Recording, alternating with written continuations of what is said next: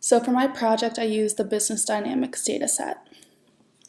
So abstraction is the process of describing elements within a model in a simplified manner by removing any unnecessary information.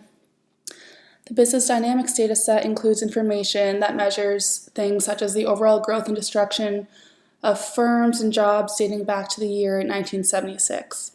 And in this project, the information is abstracted to show the following: which states out of New York, New Jersey, and Pennsylvania have created the most jobs in the past 5 years, the trend in total job destruction in New York since the year 1976, and whether or not there is a direct relationship between total firm exits and job destruction in the state of New York.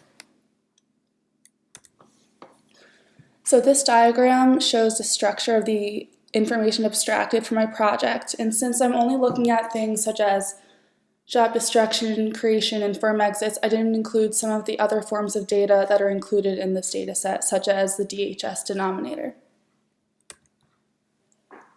Some of the limitations that I was faced with was that the data set is small compared to many of the other data sets that are on the Corgus database, so I didn't have as many variables to work with as some of the other data sets did.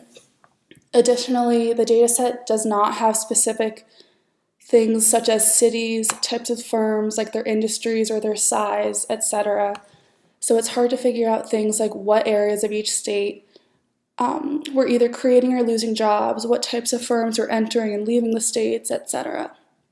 And the last limitation I faced was that the information only dates back to the year 1976, so it doesn't contain historical data such as the years where the Great Depression was occurring.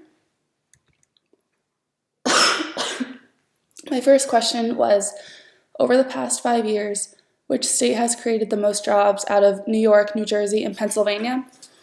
And as seen in the bar chart below, New York has created the most jobs out of these 3 states in the past 5 years. My second question was, in New York, have there been any sort of trend in the total job destruction over the period recorded since 1976?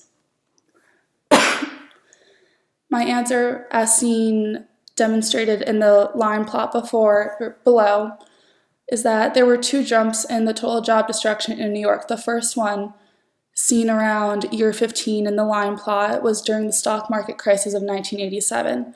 The second peak seen below, around year 25, was during the dot-com bubble around the year 2000.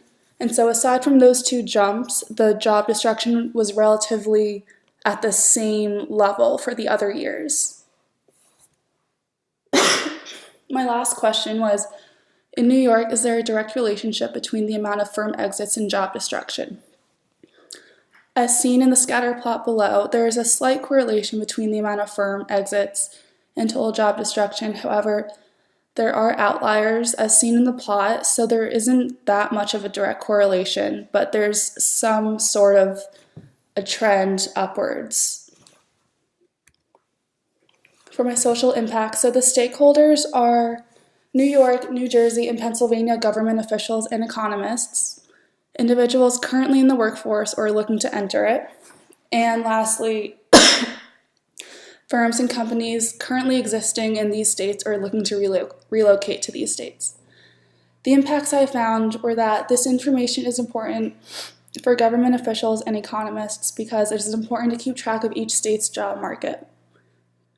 And the second impact I found was that this information is important to both people in the workforce and firms located or interested in these states because individuals and companies only want to be in areas where there is a promise of job creation and growth, not job destruction and firm exits. Lastly, for my conflicts, one of the main areas of conflict here is that there is a potential to have 2 different motives from the stakeholders. Government officials may want job creation to increase so that the state continues to prosper and bring in more money. However, companies might want states to suffer a bit so that they end up offering companies incentives and tax cuts to move to their states in order to increase prosperity. And lastly, my honor code, I have neither given nor received unauthorized assistance on this project.